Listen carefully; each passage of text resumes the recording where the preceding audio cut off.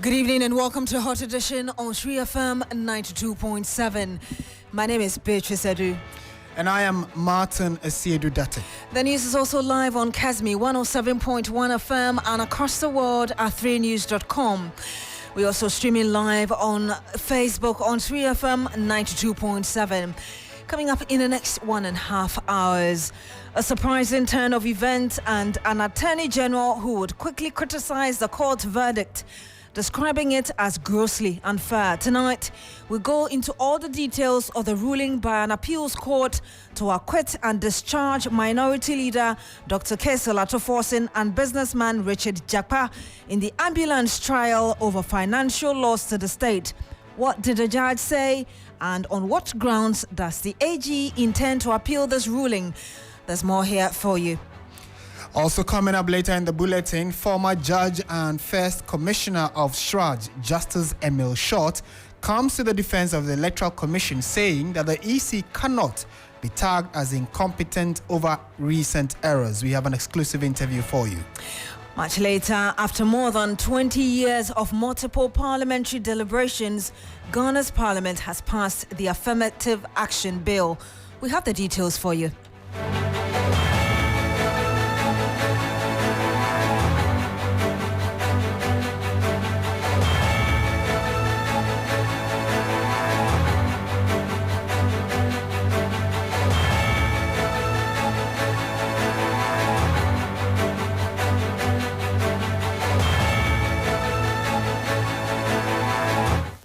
Thank you very much for joining us. Now, Ghana's Attorney General is reacting to a surprising ruling from the appeals court today that set free the Minority Leader, Dr. Kese Latoforsen, and businessman Richard Jakpa in the ambulance trial on causing financial loss to the state.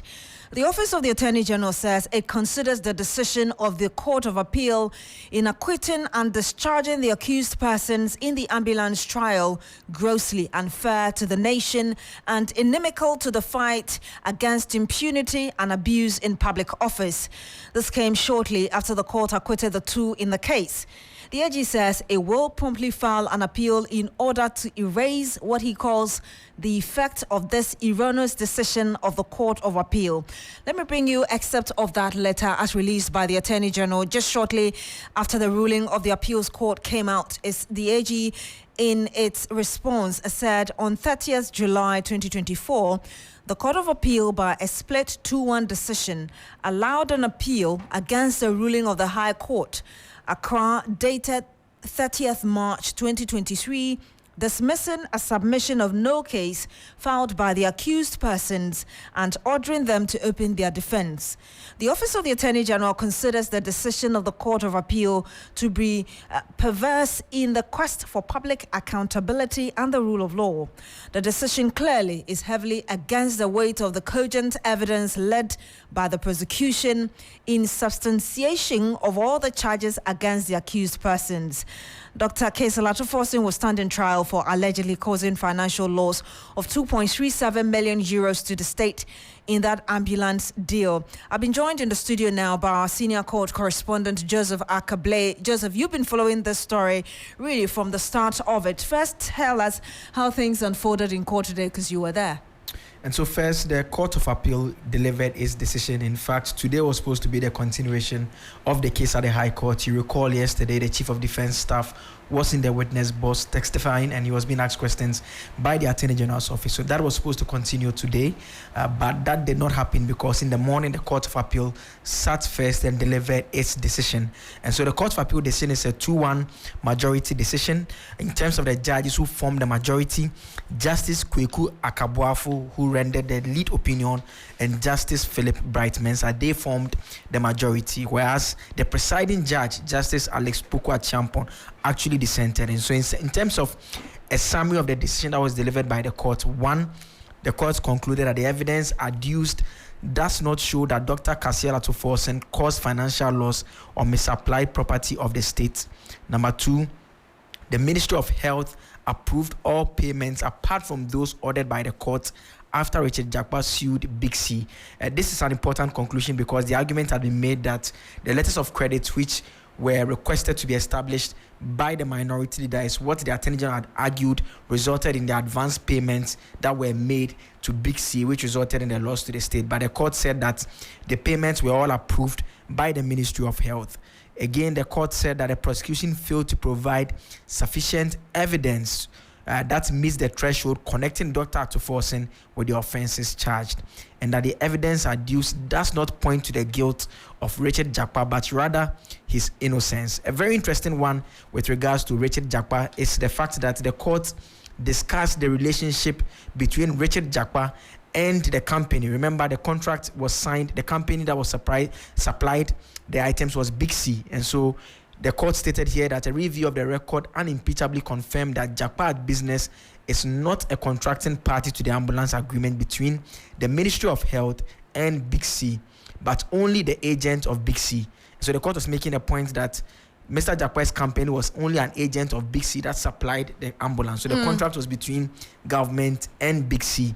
And so the court says, if the third appellant, that is Richard Jakpa, had no obligations under the contract to supply the ambulances, then what action or omission of his led to causing financial loss to the state? And so that is a question that the court asked and concluded that the case has not been made against Richard Jakpa as well, and that the evidence rather points to his innocence. And so the conclusion was that, one, the High Court March 2023 decision is set aside. That's the decision that ordered the minority leader and the businessman Richard Jakpa to open their defense. That decision has been set aside. And number two, that Dr. Kasela Atuforsen and Richard Jakpa are acquitted and discharged. And that last bit about what you pointed out, which you said was critical in the AG's letter, had to do with the fact that the health ministry didn't even issue any letter confirming that it needed those ambulances. It was sadly dismissing the commentary of the court, because if you see another part of it, it said that if there's any financial loss, that was based on the health ministry's recklessness and be blamed on the Ministry of Health. If they worked in the interest of the state, the whole ambulance would have been dealt with. Both appellants have made a case for them to be acquitted and discharged, right?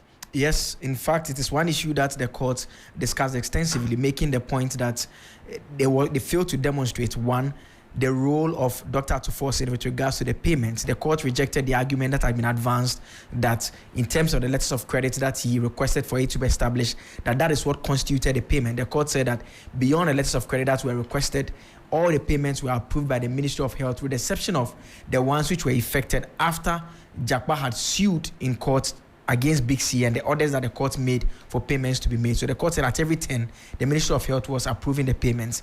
Again, the court said that the request with regards to the letters of credit that were raised in favor of Big C, the court said that there was no evidence to show that Dr. Atuforsen acted without authorization from the Minister of Finance, and even makes the point that if the AG was saying that he did not have authorization, then it behoved on them to have called the Minister for Finance at the time, said Tekwe, to come and testify in support of that position that he did not authorize Dr. Atuforsen to write those letters. We know that the Minister of Finance did come and testify, but he testified after Dr. Atuforsen had been ordered to defend himself in the matter. And so the court, in discussing this, is only looking at the point of submission of no case, at which point the prosecution had not called him to testify at all. And so said that at that point, the evidence did not point to the fact that he acted recklessly or negligently or did not have authority to issue those letters. Joseph, we are going to shortly speak to a representative from the Office of the Attorney General, but I know that you've seen the full judgment, I think over 100-page.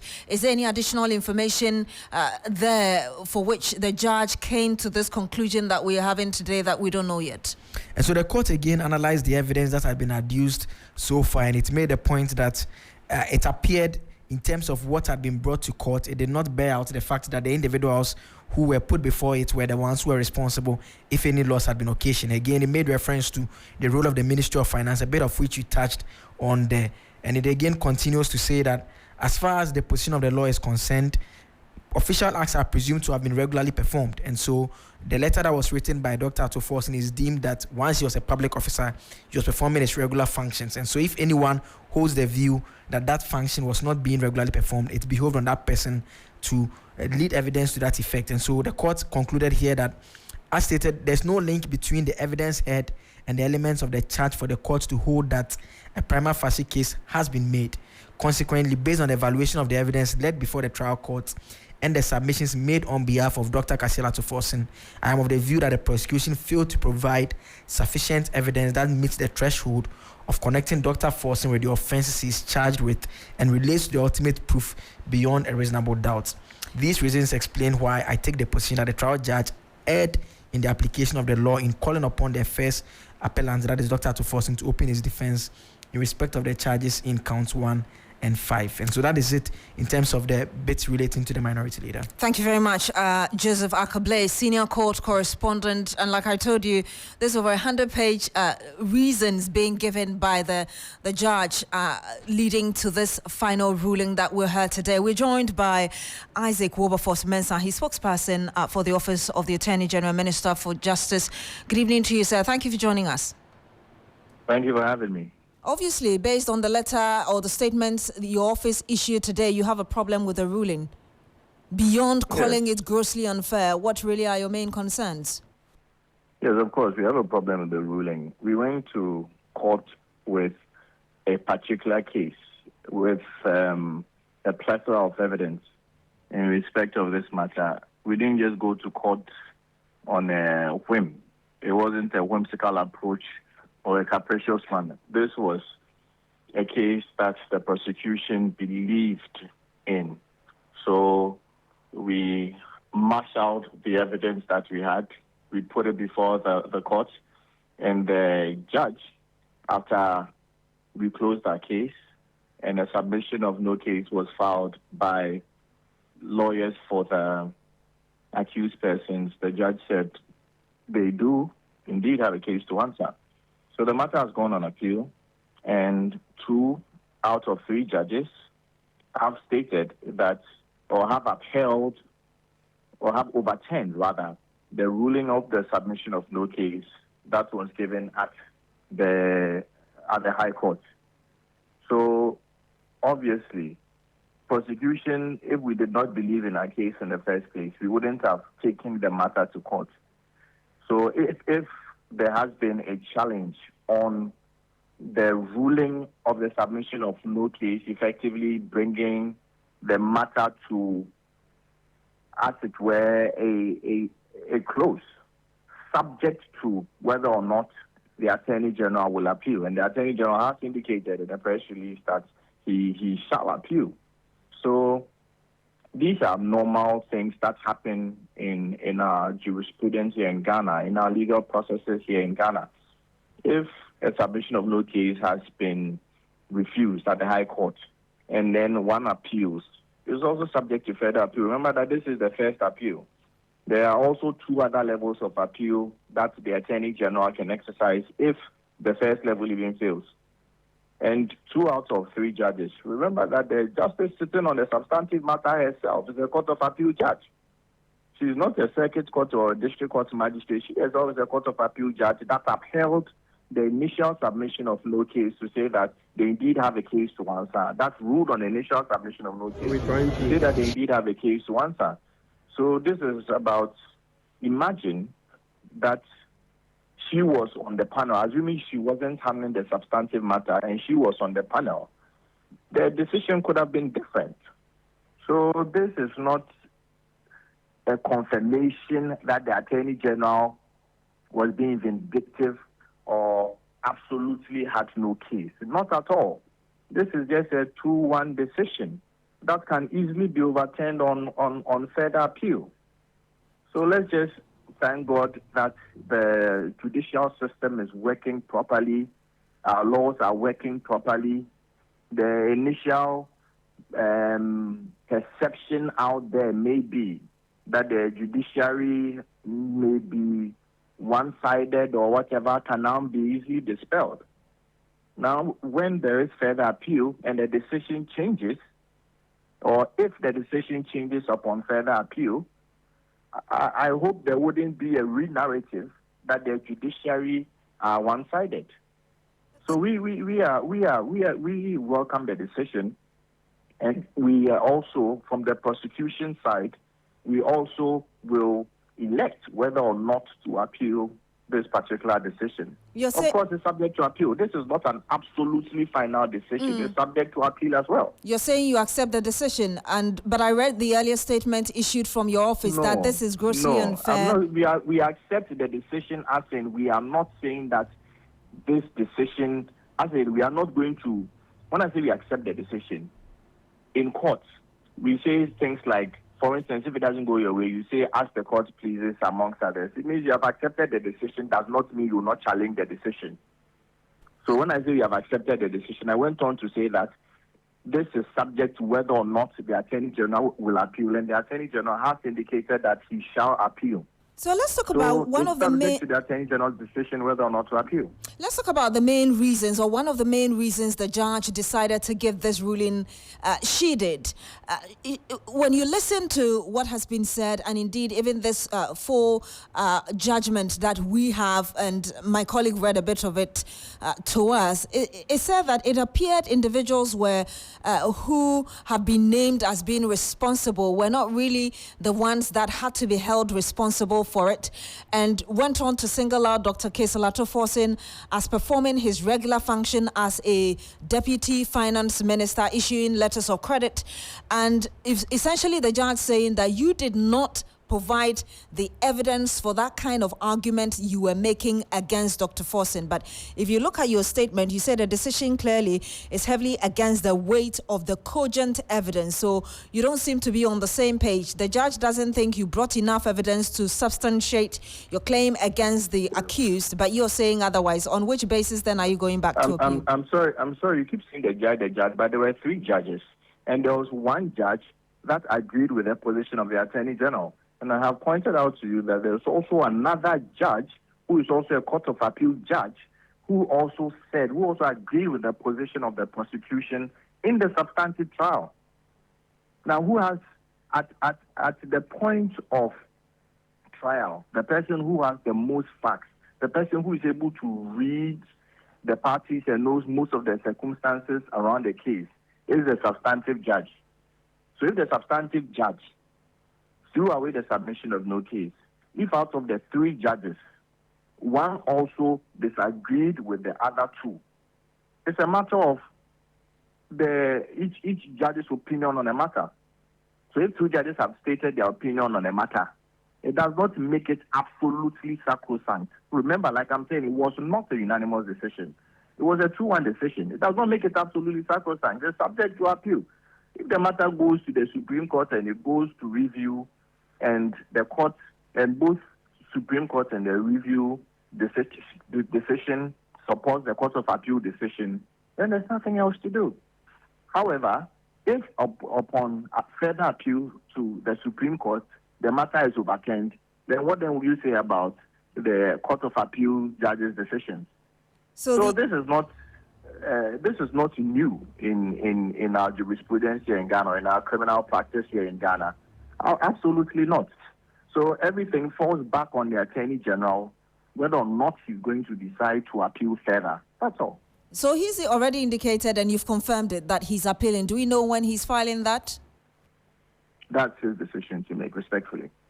That's his decision to make, you say. Let me ask you this final question, because just after this ruling came out, there were a lot of reactions. One of the people who reacted to this, who has also followed this case closely, has been private legal practitioner Martin Kwegbu, who is actually asking for the resignation of the AG. I'm wondering whether you have any response for him. How? How do you even ask for resignation of AG? Because submission of no case ruling has been overturned. Then you should go ahead and ask for the resignation of the substantive justice on the matter, or the justice who was handling the substantive matter, Justice Asiasa, who is a Court of Appeal judge, who agreed with the AG at the Court of First Instance, at the High Court. Then you should go ahead. So his argument then is supposedly saying that anybody who, because the AG took the case to court, believes in this matter, the AG should resign. I don't even know where that argument is coming from, based on what has happened today at the Court of Appeal. I don't even, that argument is a non-starter. With the greatest respect to my friend, and he's a very good friend of mine. Lawyer Martin Kwegbu is a very good friend of mine. But on this matter, please, he shouldn't even connect the two at all. So I know I said that was my final question, but I just want to read the overview. You have final again. Exactly, that very final one. So if you want to go on for that view. The overview. It said, "My lords," and I'm just reading. That's like the first two paragraphs of this full judgment. "My lords, based on the facts presented in this appeal and the question for our determination, I wish to start my opinion with a statement by M. Hall in the article, quote, 'The privilege against self-incrimination and fairness to the accused,' unquote, yes. To the effect that," and another quote here, "perhaps the single most important organizing principle in criminal law is the right of an accused not to be forced into assisting in his or her own prosecution." Does this ring a bell for you, looking at the strategy the AG used in, speaking to the third accused, and how this whole this very action of the AG turned this ruling or this case into different conversations altogether? I honestly do not see the connection. I don't see the connection based on that incident that transpired. I don't see the connection. You don't think that could have influenced where we are now? No. At all. All right. They are not connected. We'll have to end it here. Thank you very much. And that was represented. He speaks for Wilberforce Mensah, Isaac Wilberforce Mensah. He speaks for the Office of the Attorney General and Minister of Justice. We also do have on the line with us Senior Lawyer Justice Shrem Sai. Good evening to you, sir. Thank you for joining us. Hi, good evening, and good evening to your listeners. You've already given us your indication that you were not surprised at the outcome of today's ruling. Are you able to tell us why? Yes. So the submission of no case which the accused persons made in the High Court were based on three main, points which came up in the trial. The first one was the effect of a letter of credit. What does it mean if a government or a person issues a letter of credit? In other words, is a letter of credit an automatic payment, or is it a payment based on some conditions, or payment subject to some conditions? Now, the accusation in the particulars of offense is that the issue of the letter of credit is what caused the financial loss to the state. Now, if the issue of the letter of credit caused a financial loss to the state, then the letter of credit must be itself an automatic order to make payment. So the court was interested in finding out whether a letter of credit is an automatic payment, or is it payment subject to certain conditions. And if the payment is subject to certain conditions, who are the persons who are supposed to ascertain those conditions? Was it the Ministry of Finance, or was it the Ministry of Health, the counterparty to the agreement? The court found out that indeed it was the Ministry of Health and not the Ministry of Finance who was supposed to comply with those conditions, because the Ministry of Finance is not a party to the agreement, and the Ministry of Finance's job is to facilitate payment and not to actually perform the obligations in the agreement. So that was one part of the reasons why it was obvious that this case was not going well. But there are other points. One point was the connection between Mr. Jatta and the contract. Don't forget that Mr. Jatta is just an agent for another company called Big C, right? And being an agent, he has no direct connection with the government of Ghana. So the other point is that if there is an allegation that someone has contributed to the causing of financial loss, it should be the person who is a party to the contract, not an agent who is doing his work as an agent. So the court also was of the view that there was no real connection between Mr. Jatta, who is an agent, and the government of Ghana, and there was no evidence on record as to what exactly Mr. Jatta did to cause the financial loss to the state. So that was the second point. And the third point is the issue of authorization. The issue of authorization became very critical in the sense that the deputy minister, who is the first accused person, that is Dr. Forty, was the one who signed the the letter which authorized the Bank of Ghana to issue the letter of credit. Now, the question before the court was whether the allegation by the Attorney General was that Honorable Atufo issued that letter without the authorization of the substantive Minister of Finance, who was Mr. Seke. One would expect, and the court really found out, one would expect that with an allegation that Mr. Atufo or Dr. Atufo issued the letter without authorization from the Minister of Finance, Mr. Seke, the prosecution would have called Mr. Seke to testify that he did not give, the authorization. Unfortunately, Mr. Honorable Seke was never called. Neither was the issue of whether the authorization was issued clarified. Rather, according to the court found out that the trial judge rather deferred the issue and said that the burden to produce evidence that he had authorization was on the accused person, and that the accused person should provide that evidence. Now, here is where it gets very interesting, because the Court of Appeal found out that no, if you go to court and you allege that someone has done something without authorization, the burden is on you to prove that the person did the thing without authorization. You do not stick the burden to the person to say that he has to prove that he had authorization. Additionally, the letter which was tendered in evidence was signed for the minister. In other words, at the bottom of the letter, even though it was the deputy minister who signed, there was an indication that he was signing for and on behalf of the minister. And according to the court, that was a prima facie evidence that the writing of the letter was authorized, because eventually the letter was also copied to the minister. And witnesses were called to explain the use of force in letters. And the evidence showed that the witnesses testified that yes, indeed, when you see for, it means that the person who actually wrote the author of the letter is the minister, and the deputy was just signing for the minister. And so it wasn't clear whether the prosecution has proven that the letter was signed without authorization, and that the burden was on the prosecution to prove that the letter was signed without authorization. And since the Minister for Finance, that is Mr. Secretary, was never called to testify, it left that issue open. And in the assessment of whether a prima facie case has been, established, the rule is that where the evidence is left open and we are not able to know whether it is this way or the other way, then no prima facie case could be established. So the court relied on that to say that there was no prima facie case established, and therefore the three persons were acquitted and discharged. So obviously, listening to you and also listening to the argument of the judges in this case 2-1, it looks like the whole thing boils down to evidence. But the AG doesn't agree with that. AG, in his response, said that he presented cogent evidence that could have been used. And now he's going on to appeal. Not asking you to be prejudicial, though, but do you think that anything could change?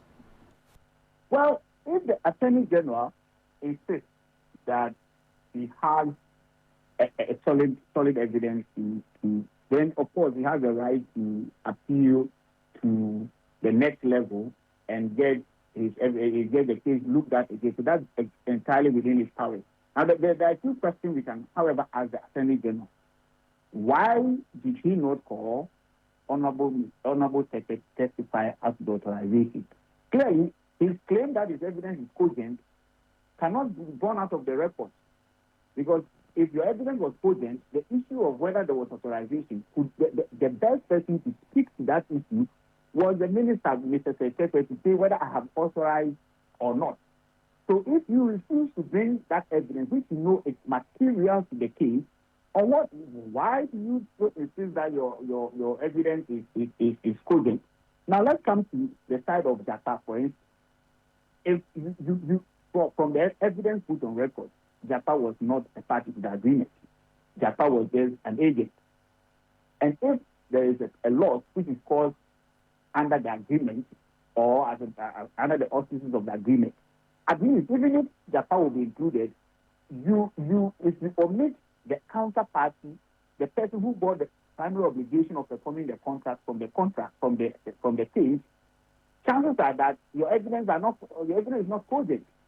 So to put all these aside and still insist that your evidence is cogent and all that, I believe that the Attorney General could be a bit more, candid with the public. In any case, finally, why was he talking to Japa if he knew that he had everything covered up and the evidence was solid? Why was he on those tapes and those recordings talking to Mr. Japa? Or what was he trying to achieve if he knew that his evidence was solid? No, so for me, I think that the Attorney General has a right to appeal, but looking at what I saw from the judgment and the evidence he himself put forward, it is honestly prejudicial for him to insist that he has a solid and cogent evidence. And let me also take the opportunity to make a point that personally, the words of the Attorney General against the ruling was a bit on the very unkind side. I mean, we have seen people who have. I mean, we are all lawyers. We've lost cases before. We've had opportunity to cry over losses and everything, but to actually call a judgment inimical and perverse on these grounds is quite disturbing, and I would wish that these words never came up. But as it were, well, like I said, the right is within the Attorney General. He has the power or the right to appeal, and let's see how that appeal will go. So he should retract those words? Yeah, I think so. I think the Attorney General should reconsider those words against the decision of the court. All right, we'll have to end it here. Thank you very much, Justice Ramsay, senior lawyer. Thank you very much for speaking to us. But in the last 1 hour, the minority in Parliament has been celebrating the Court of Appeal's acquittal of its leader, Dr. Kaisel Atofosing, in this trial, in this, should I put it, 2-1 verdict. So listen to the former minority leader and MP for Tamale Central, Haruna Idrisu, speaking earlier on the floor of Parliament. By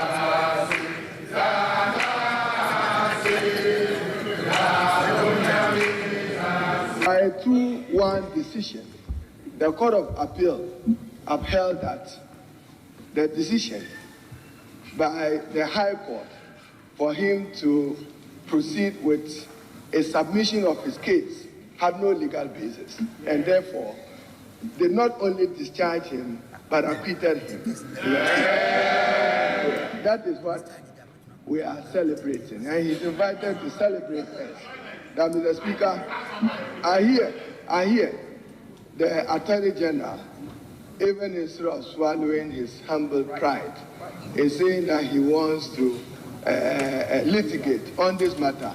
Mr. Speaker, we assure him that he will be further disgraced, because this matter, if you want to try people, try them on matters which are legally meritorious. Letters of credit, and mere guarantees. I can go into the matter. This is parliamentary chamber. So, Mr. Speaker, the minority here is celebrating the independent, courageous decision of the Court of Appeal. Former minority leader Haruna Idris, also MP for Tamale South, but the majority leader Afenyo Markin also has something else to say. Listen. It must never be said that the judiciary is under the control of the executive. Mr. Speaker, Honorable Haruna Idrisu is a courtroom practitioner, just as I am. You were a courtroom practitioner. One of the things that we were taught at the bar was to accept the decisions of the court. And when we are not happy, we should go up. And that is how we enrich the law. So I think that in his celebration, he shouldn't use this as a forum to attack the Attorney General, who has no right of audience here. I celebrate in your victory. And you know how much it means to democracy in this country. Minority leader on trial, you've gone through the system, your belief in the judiciary system. Today, on all fours, I don't take alcohol, but I can offer you a non-alcoholic wine. I know Aki doesn't take alcohol either. Anytime we go for lunch, it is fruit juice. You heard Majority Leader Alexander Apanyo-Markin bringing some humor to this, Martin. Certainly, yes. And he has also asked that the minority never ever say again that the judiciary is under the spell of the government of the day. So it's interesting that both sides are celebrating this court decision, but certainly the Attorney General is not laughing with them. And like they've indicated, their interest in appealing. We'll see what their decision will be going forward. You're still listening to 3FM 92.7. This is Hot Edition. Let's bring you one of our headline stories now, having to do with what former Commissioner of the Commission on Human Rights and Administrative Justice, Shraj, has been saying on a number of issues going on in the country. So, former judge and first commissioner of Shraj, Justice Emil Short, is coming to the defense of the Electoral Commission. He says that he has confidence in the EC and does not believe that recent errors by the Commission should classify it as incompetent. This comes as some civil society groups and the opposition National Democratic Congress criticize the Commission on how it has gone about its issues over the last month. Emil Short spoke in an exclusive interview with Beatrice Edu. Well, I have confidence in the Electoral Commission. And I'm hoping that they would prove to the nation that the election will be conducted in a transparent, free, and fair manner. The party agents and everybody involved in the elections should make sure that they do their duties diligently to make sure that the whole process is done in a very transparent manner. They will prove. You said we have confidence in the EC. So far, has the EC convinced you? Yeah, I'm satisfied with the performance of the Electoral Commission so far. And then what do you say about the recent numbers coming out and then the EC goes back to correct them and all of that, which is fueling quote-unquote suspicions that the EC may not be doing a good job even ahead of the 2024 general election? Well, these are human errors which can happen in any institution. So I don't think that should diminish in any way the competence of the Electoral Commission and the sincerity of the Commission in conducting the elections in a very free and fair manner. How do you think the EC can be transparent? Because there have been allegations of, this thing just came up and it didn't come up at IPAC. We should have known this before you announced this. How does the EC get on the same page, as it were, with the political parties? That is what IPAC is there for. I think all the political parties must make sure that they attend IPAC meetings and discuss all issues and resolve them at IPAC. That will be your recommendation on how you think the EC can prove to Ghanaians that it is being transparent ahead of the 2024 general election? Well, that's one part of the mechanism of EC proving that it is going to conduct the elections in a free and fair manner. Because the IPAC provides an opportunity for the political parties to dialogue with the EC and to discuss a variety of issues which affect the conduct of the election. And you heard that exclusive interview between Justice Emil Short and Beatrice Edu. You can get details of it on our website, 3news.com. Also later at 7 p.m. on News 360 on TV3, you can get to watch that interview as well. In more news tonight, Cabinet has approved a proposal to ensure a compulsory free secondary education in the country. And this was put out by Sector Minister Dr. Yawse Educhum, who disclosed this at a public forum in Accra earlier today. In the recent media budget by the Finance Minister, it was indicated that 9.9 billion cedis had been put aside or expended on the free senior high school policy since its inception in 2017. The sector Sector Minister debunked claims that government is focusing more on senior high school education to the detriment of basic schools. And the minister at the conference, who highlighted the state of Ghana's education so far, also said that massive infrastructural development are ongoing in public basic schools, most of which would be ready in the next academic year in September. In the tertiary education space, 6 universities are going to be opened by the end of the year. The construction is completed, and we have the bills in Parliament, and the Parliamentary Select Committee on Education is going to be working on them so that we can get the act that will establish them, beginning with University of Engineering and Applied Sciences. We Ghanaians should be the software developers of Africa, and that's why I'm super excited that we have STEM centers where our youth are learning robotics. They are learning the kind of things that are being learned around the world. This is the Accra STEM Center at Accra High School. Students in the neighborhood come there to learn the new software that is available. By the time they get to the high school, they will be ahead of the rest of the world. This is the present and the future of Ghana's education system. And you heard Dr. Yao Asiedu-Dartey, who is the minister in charge of education in Ghana. So the news is that, or what he has been saying, is that Cabinet has given approval for a proposal to ensure that the free secondary education, which is currently ongoing in the country, is made compulsory. We'll ask some stakeholders within the education space later on to find out what they make of this decision. We know of F-Cube, which was the free compulsory universal basic education, but this time around they want to make secondary education also compulsory.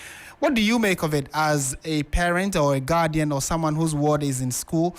We'll be happy to hear from you as well on it. And some other excerpts from the main proposal that the minister touched on at that forum is that the proposed bill will give legal backing to the provision of free and compulsory education at the senior high school level. The bill also proposes the decoupling of junior high schools, that's the JHS, from basic school and make it part of secondary education or secondary school, thereby creating 6 years of secondary education. This proposes the cancellation of the Basic Education Certificate Examination, the BECE, as a precondition for gaining admission to the secondary level.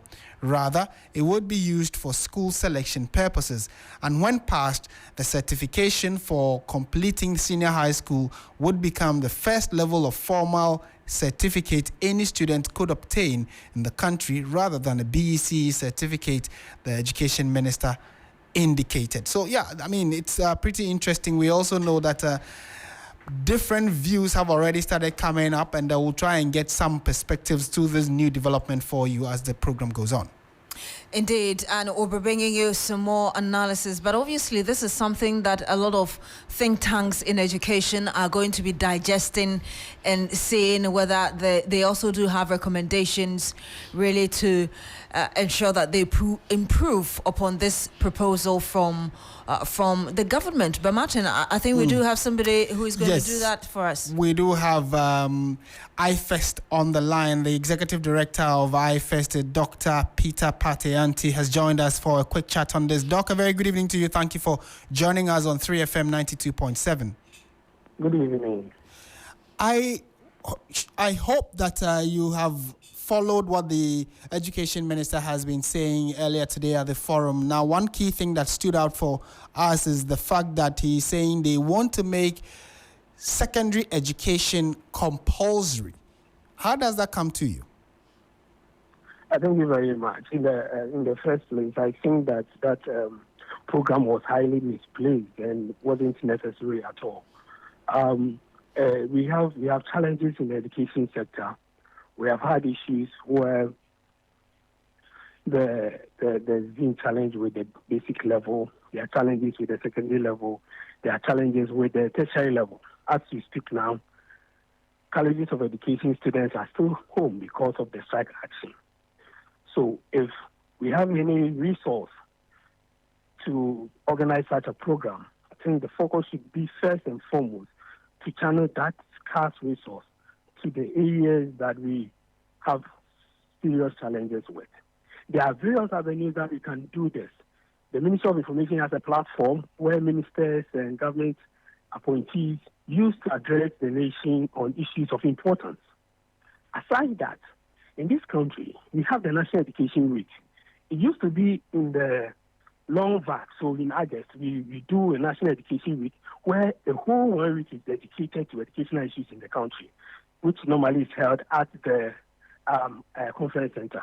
So these are avenues. We shifted this thing to November. If you think that November is too far closer to the election, you could have planned and do the National Education Week this in August, so that all these issues that you want us to discuss or you want to project or you want to talk about would be dealt with. We cannot have a statement of a state of the education address just for the sake of it, and then in November, September, October, November, we do a National Education Week. What is the use of it? Secondary education in the country, everybody knows that if you go to the Constitution, the 1992 Constitution, if you come to 2020, the Pre-Tertiary Education Act, it talks about making it a mandatory position for every government to ensure what we call free senior high school. Right. So I don't understand this sudden talk about making secondary education compulsory, and now we were told it was a bill. Now we are saying that cabinet has approved a policy. Yes, that's actually what is the essence of all these things? That seems to be the crust of his presentation today, that they are already on their way to making it law. So if it becomes law, that might mean it becomes entrenched and compulsory, and that every one of us, especially those within the education space or the stakeholders within the space, must all be whipped in line. I know you are more updated in issues of this than I do. We were told about a month ago that there is a bill going to Parliament. Am I not right? Yes, you are. Yes. And then apparently it hadn't even been taken to cabinet before then. In fact, that time that we were told about that, people were now being assembled at Adan to write that particular document. That we were told that they had an OCHS bill and it's going to Parliament. They were now putting a team together to go and do that document in Adan. So I don't really seriously understand that. We don't run education like this. It's very unfortunate that we have gotten to this level. We don't run education like this. Yeah, so it looks as though across all the sectors in the education space, from basic to secondary, then even tertiary, there are challenges along the entire value chain. Where do we start fixing it from?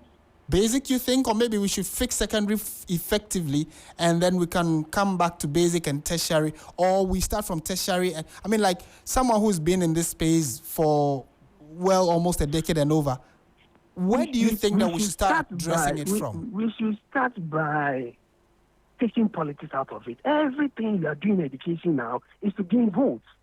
That is not how we develop an education sector. If you want to fix this sector, we need to take the politics out of it. We need to be genuine about the educational development of this country, and we need to institute measures that would yield the requisite benefits, not for the political gains that we are so much interested in. And if we have that mentality, then we can now decide to build the foundation of our education. We invest so much at the basic level so that we get a very solid foundation upon which the other levels will be built on. I know that will not attract votes, and therefore politicians will not go there. They will go to the secondary level where the students are a little matured and they can take part in the voting. But if we are genuine about our intention to transform our education, the first point of call should be the foundation, the basic level of our education. And my final question to you, Dr. Pate-Anti, would be that there is also the proposal that they want to merge junior high school and senior high school, so it becomes a 6-year system. So your first certification wouldn't be BC, but then when you enter, after 6 years, you're going to get a first effective certificate, which will be more like a secondary education certificate. What are your thoughts on this proposal as well? Yeah, well, I've heard of this proposal, and this too is based on an assumption that has been pushed by the Minister of Education that the junior high school is the weakest link in the educational system. This particular statement is linked to I forgot. I think it's Professor Jamba who in I think 2015, 2016 thereabout, he said that there are challenges which are transformation of education from the middle school system to the junior secondary school system. And that was due to the fact that the teacher quality at that time was not good enough to help the transition process. And people have lacked on this, and they keep echoing this. And based on this false premise, we are now saying that we have to now combine our junior high school with our senior high school. And at the end of the day, you get whatever it is that you want to get. I don't see the head and tail of this policy. Right. Seriously, I don't see the head and tail of this policy. Okay. Doc, thank you for speaking to us. Certainly, this is one of the key conversations that need to be had devoid of partisanship, because it affects every one of us, our wards, our children. The future of the country through education has become a political ping pong that we need to truly and effectively address. We'll see how the space reacts to this new proposal by the Education Minister in the coming days. Meanwhile, still on education, though, we know that the colleges of education across the country will be closed down anytime soon, and it is because the striking teachers of the colleges of education, SETAG, have refused to call off their strike after government went ahead to freeze their July salaries, despite assurances by the sector minister, Dr. Asiedu-Dartey, that the government will not touch their salaries. SETAG withdrew all services after the government failed to implement the roadmap which was agreed upon by the parties, including the Fair Wages and Salaries Commission, the Finance Ministry, and the Employment and Labour Relations Ministry. SETAG is on strike over its conditions of service, and would in subsequent bulletins bring you the specifics of what they have been saying regarding this new development about their strike. You're still here on Hot Edition on 3FM 92.7. Michael Ogbodu is standing by with the latest in business, but ahead of that, step into the world of Dewa 539 for your chance to win big with Dewa Direct and Dewa Chop Money. With Dewa Direct, dial *446#, pick 1 to 39 and win 20 times, 40 times, or 400 times your stake, and win cash every evening at 7 p.m. and on Sundays at 6 p.m. Early birds love Dewa Chop Money. At 10 a.m., dial *446#, choose 1 to 39 and win 20 times, 40 times, or 400 times. Play at dewa-nla.com or dial *446#. Need help? Call 055-6259-249 or 053-2479-879. Dewa Afa.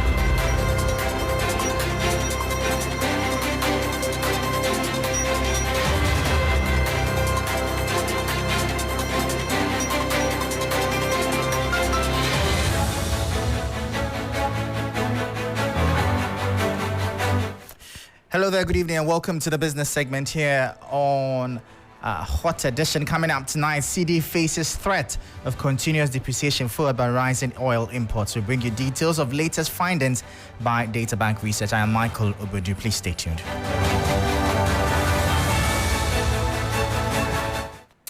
Thank you for your time. Straight into our top story. The cedi faces threats of continuous depreciation as cost of refined oil imports continue to rise. According to Data Bank research, corporate demand pressures, among other factors, continue to fuel the cedi's depreciation. Last week, the local currency depreciated 1.48% week on week against the US dollar and about 2.8% against the British pound and 2.18% against the euro on the retail market.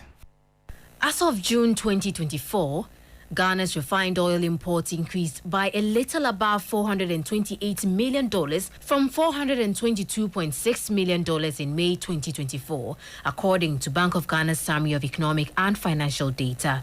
The uptick in demand for oil imports and the corresponding rise in demand for foreign exchange from importers led to the cedi's depreciation by about 4.46% month-on-month against the US dollar in June 2024. Experts deemed the higher oil import bill and the resultant increase in forex demand as a downside risk to the net foreign reserves with near-term pressure on the local currency. Kweku Arkunkumsin is an economist with Data Bank Research. We are seeing pressures as well from the oil importers generally, given that most of the intervention they get from the central bank is just 40 million, typically on the BDC forex auctions. And as such, though they also have some liquidity that they manage, but most of those liquidity needs now come mainly onto the retail markets, which continues to fuel some depreciation that we see in the cedi. For this week, we feel the cedi would lose ground a bit, but it won't be as drastic as we had seen in the weeks before, particularly in the first half of the year. So it will be more or less from stable to just some slight losses for the cedi this week. That was a 3 Business News Desk report. Now, Professor of Finance at the Gimpa Business School, Ebenezer Bugrianafo, is calling for laws that set clear limits on Ghana's budget deficit and public debt levels. The government sought no supplementary budget in its mid-year review, a departure from previous election years. This has been attributed to the ongoing IMF-supported post-COVID-19 program for economic growth, PCPEG. However, Professor Anafo strongly believes that laws are needed to ensure prudent public debt management beyond the program. Ghana's public debt currently stands at 742 billion cedis, representing 70.6% of GDP.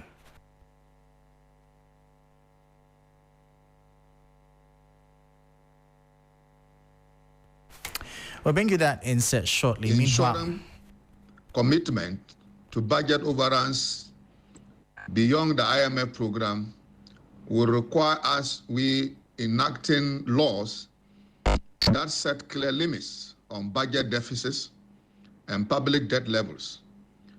These levels should include provision for automatic corrective actions if the limits are breached. We also need to strengthen the Public Financial Management Act. We need to improve public financial management systems to enhance budget planning, execution, and monitoring. This includes adopting an advanced financial management information system to track spending in real time.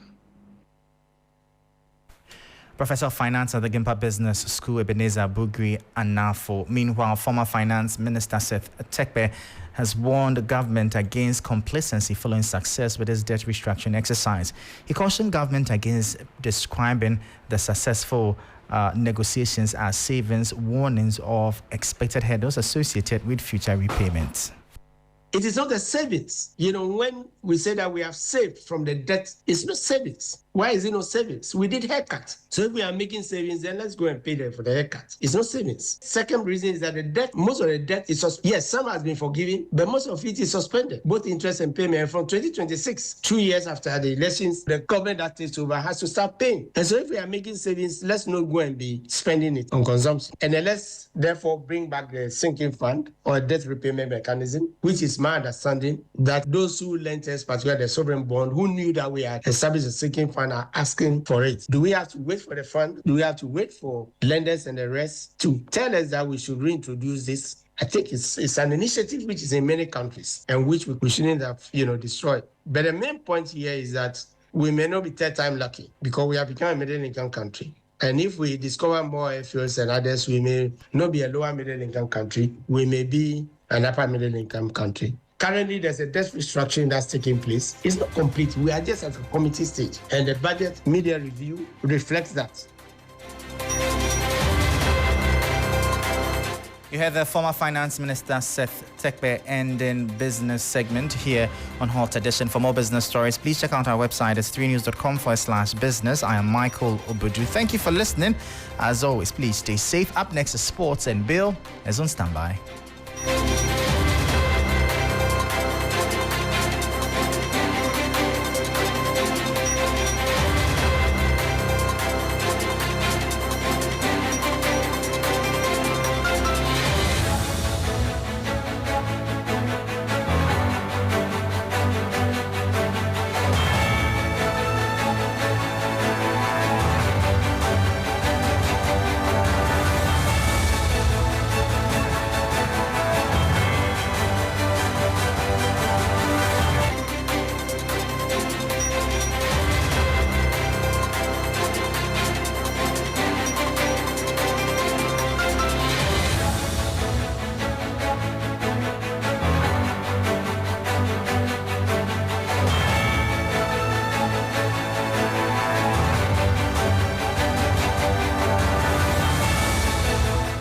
Hello, good evening and welcome to the sports segment here on the 3FM Hot Edition. My name is Bill Shen. We're going to start off from the Olympic Games because Ghanaian swimmer Harry Stacey made a historic appearance in Paris, finishing 7th in his 4 of the 100-meter freestyle. On Tuesday, Stacey, with a time of 51.12 seconds, secured the 7th spot. Although the results may not have been what he hoped for, his appearance in the prestigious event marks a significant milestone for Ghanaian swimming. He now joins Abeku Jackson as only the second male swimmer to represent Ghana at the sport in Olympic level. Here is a reaction from Stacey after finishing 7th. It wasn't my best. Normally I'm first to 15 meters or second, and then also first to the turn. And this time around, I think I was around 4th. So my first 50 wasn't my best. But the second 50 coming back, I did what I normally do, so I'm not too mad at the performance, but wasn't my best showing. So building blocks for the future. Yeah, there's been just learning experience after learning experience. Definitely, yeah, building blocks for the future. Hoping to come back for the next Olympics, and I've learned a lot already. So yeah, just looking forward to these next 4 years. Train hard. Looking forward to the next 4 years and training hard for the next Olympic Games. That is according to Harry Stacey. But here's a reaction from Team Ghana swim coach Daniel Apare, who says he's happy with what he saw from Harry Stacey. We are happy for him. All the coaches, the swimmers are all here to, give him our support. Yes, we know him to be a very fantastic swimmer, and that's why he's representing us there. I'm sure he himself will not be happy with the time he did, because he did 50 lower at the African Games, and then went to Angola to do a similar time. So we were expecting him to even reduce the time a bit. Unfortunately, a lot of things happen. So that was a reaction there by Coach Opare. But in football, there's good news for Africa because Egypt and Morocco have both put places in the quarterfinals of the men's division. Now, Egypt secured their place after defeating Spain by 2-1, and they are top of Group C. They finished top of Group C with 7 points to their name.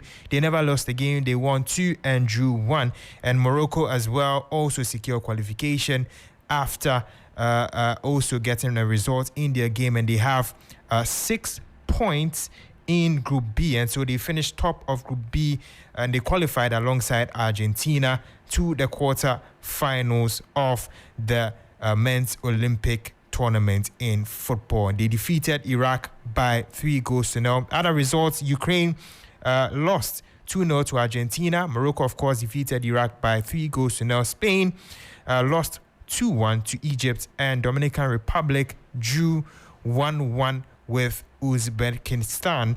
Those were the results there from the football side. But in the men's division, there will be more football in the women's division tomorrow, and so we'll provide you further updates as they do come. But before I do go, we have a local story for you, because Togbe Afede arrived for inspection and handing over of the Phobia House earlier today, and he was accompanied by a number of board members, including Vincent Asiedu-Dartey and Akwesi Agyemang, the CEO of the Ghana Tourism Authority. This is how he reacted after seeing the work that was done. Of course, we have secretariat, the secretariat that will continue to function. What we have today will remain our commercial center. Again, a demonstration of our commitment to ensuring that we exploit as much as possible the commercial value of the brand that we are building. We know that it doesn't take only infrastructure, but we need solid management. We continue to work at it. We need solid technical team. We continue to work at that as well. We need solid group of players. We're working at it. We want to assure our fans that management is committed, board is committed to assembling the best squad possible. They are committed to assembling the best squad possible, according to Togbe Afede, who is the board chairman of Accra Hearts-of-Oak. That brings an end to the sports segment here on the 3FM Hot Edition. My name is Billy Shen, and of course, Beatrice and the rest of the team are on standby with more on Hot Edition.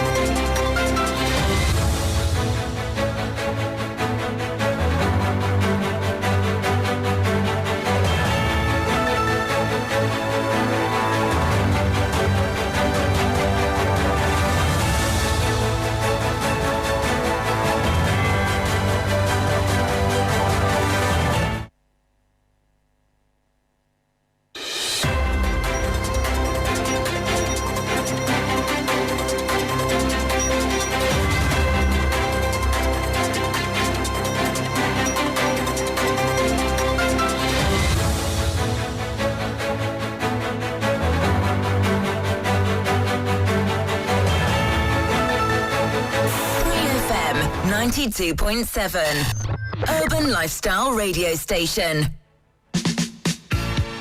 Imagine a day where the entire family will converge with music, food, family, amusement park rides, so many games, and all your favorite personalities at 3FM. Welcome to 3FM's Family Fun Day at Gazebo Accra Park in Jolu on Founders Day holiday, August 5th, 2024. Join us for a holiday of excitement, fun, and a celebration of the most precious thing of all, 92.7. Welcome to the 3FM Drive. That's right!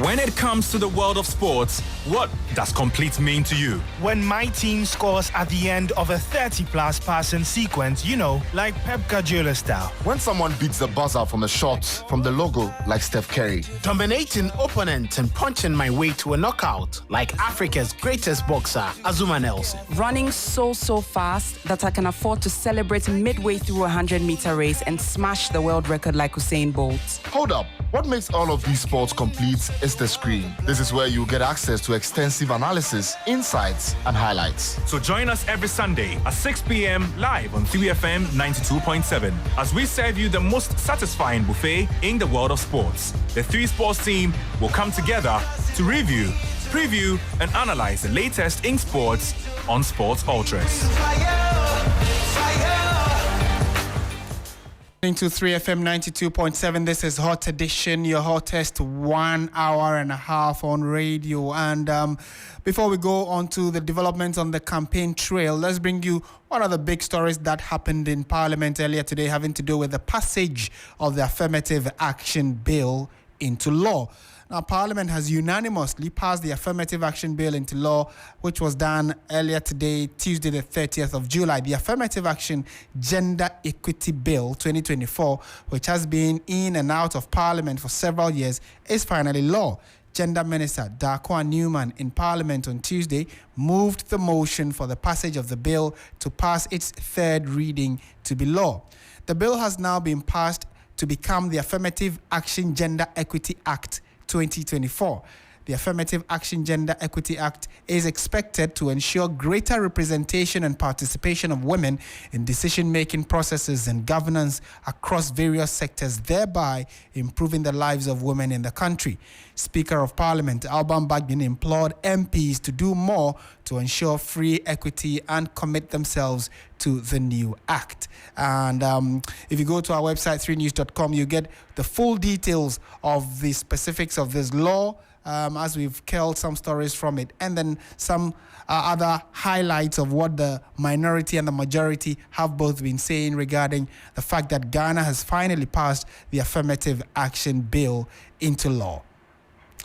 Still on 3FM 92.7, let's hit the campaign trail now and find out what's happening from the trail, where we have deployed men and women following both parties to ensure that we get the latest as we build up to December 7, 2024, when Ghanaians will turn up to elect the new president and government. Now, the latest we have from the camp of the NDC is that the flag bearer, that is John Dramani Mahama, has been reacting to the latest development regarding the ambulance trial, where the minority leader in Parliament, Dr. Kaisel Atuforsen, has been acquitted and discharged. So let's listen to what John Dramani Mahama, NDC flag bearer, has been saying regarding the new twist by the appeals court on the ambulance trial.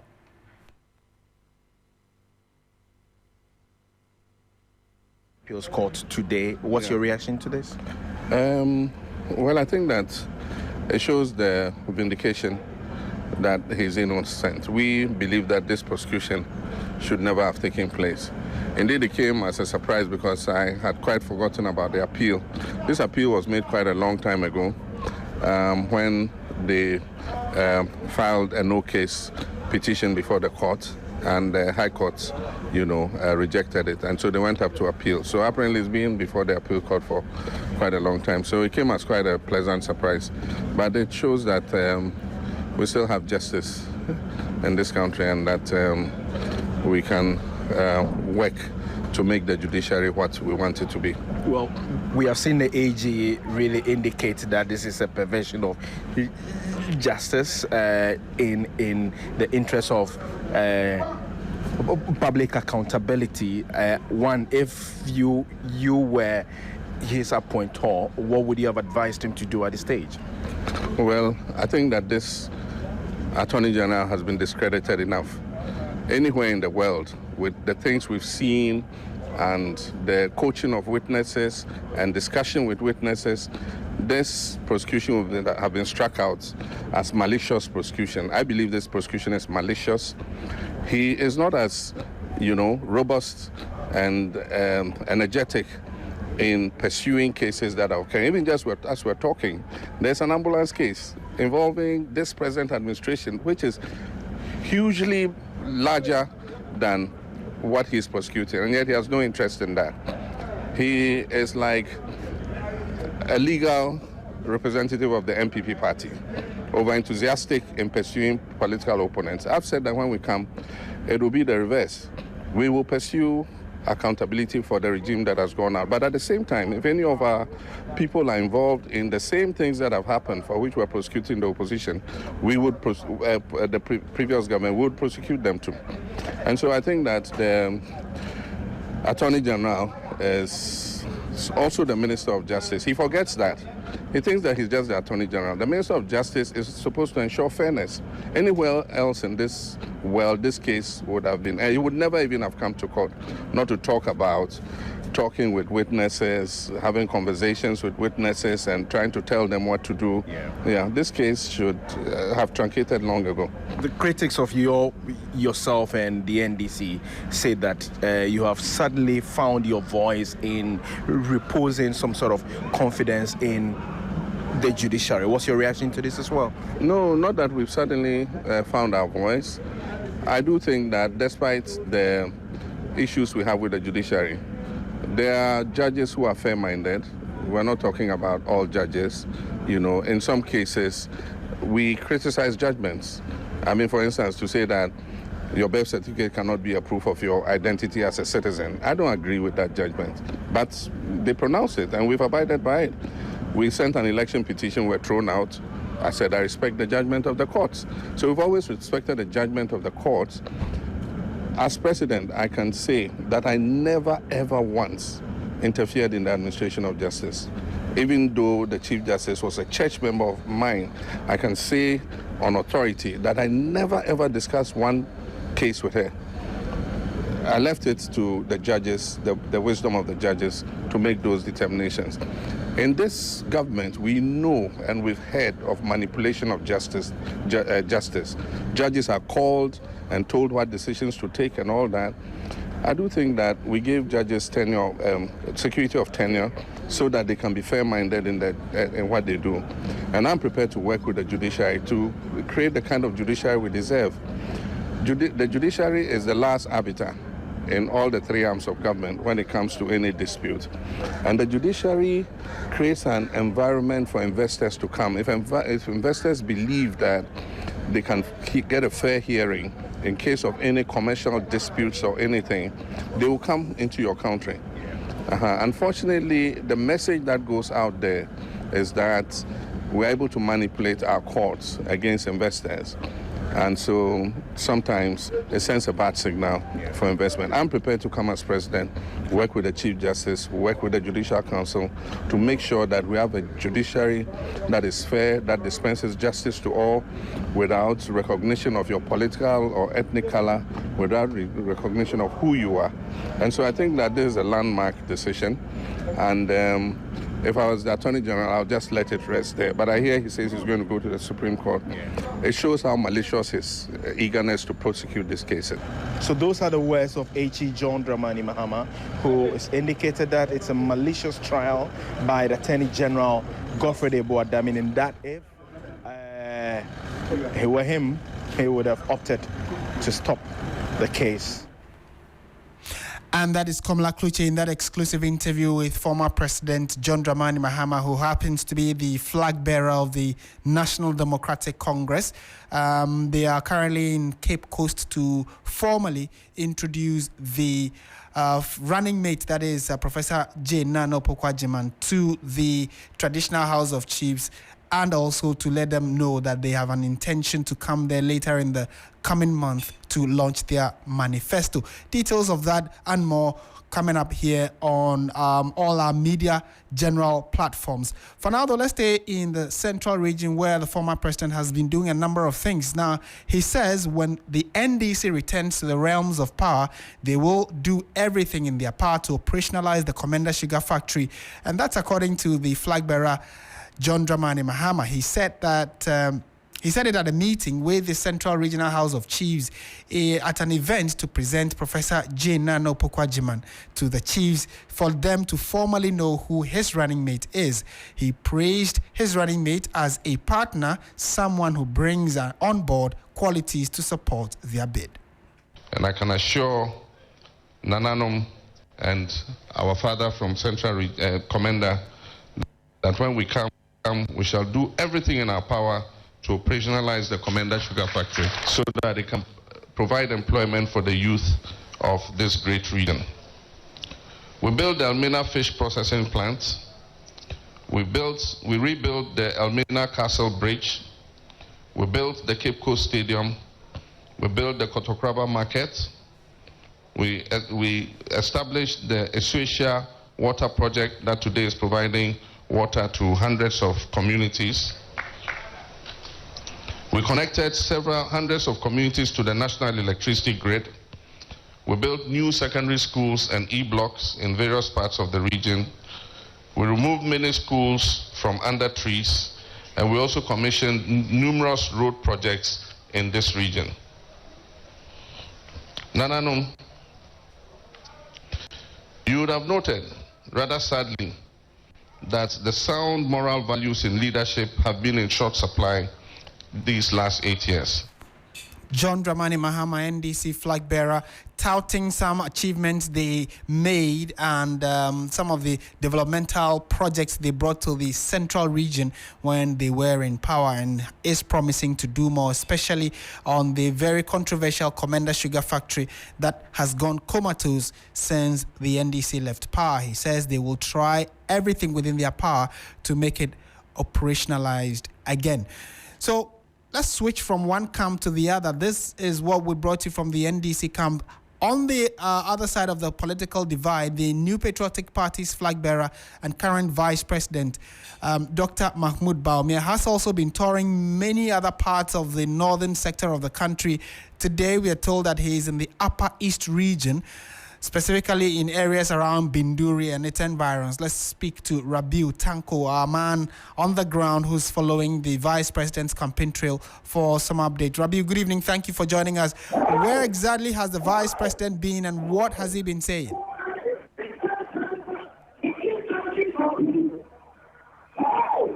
Hello, Rabiu. Good evening.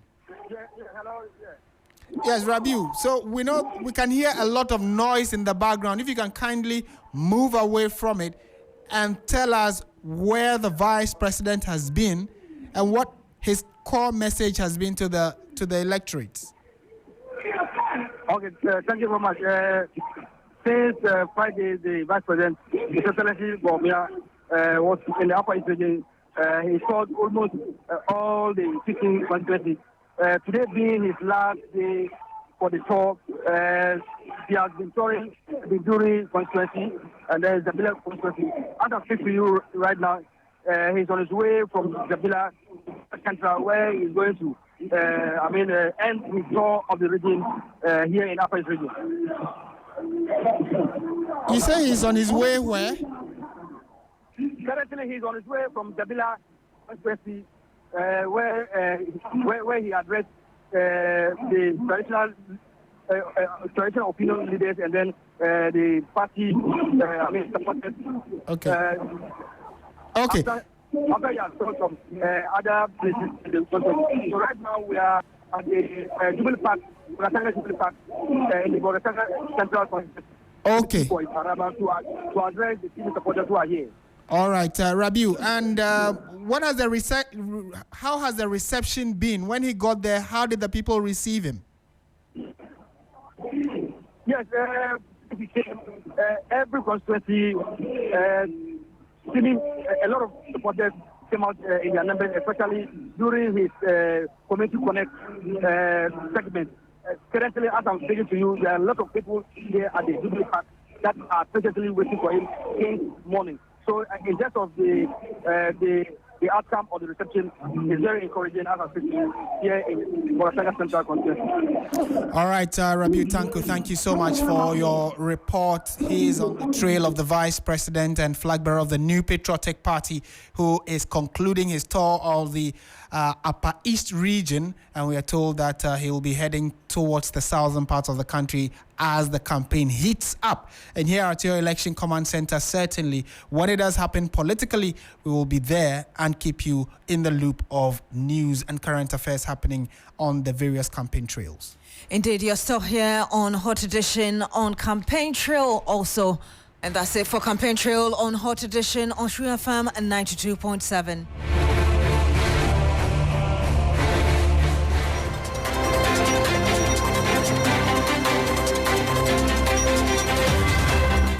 And that's it for Hot Edition on True FM 92.7. My name is Beatrice.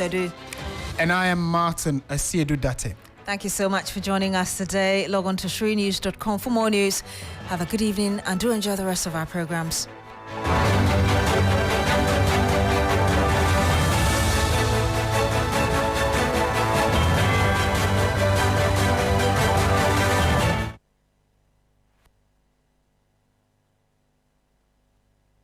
A day where the entire family will converge with music, food, family, amusement park rides, so many games, and all your favorite personalities at 3FM. Welcome to 3FM's Family Fun Day at Gazebo Accra Park in Jolu on Founders Day holiday, August 5th, 2024. Join us for a holiday of excitement, fun, and a celebration of the most precious thing of all, family. It's a 3FM Family Fun Day, so mark your calendars, gather your family and friends, and get ready to create a masterpiece of memories on the holiday Monday, 5th of August in Jolu. Rate is 300 Ghana cedis for a family of 4 and 100 Ghana cedis for adults and 50 Ghana cedis for kids. Call 0532 200 927 and 0531 100 927 for tickets. Come and celebrate family on Founders Day holiday on the 5th of August at Gazebo Accra Games Park in Jolu. Don't miss out on a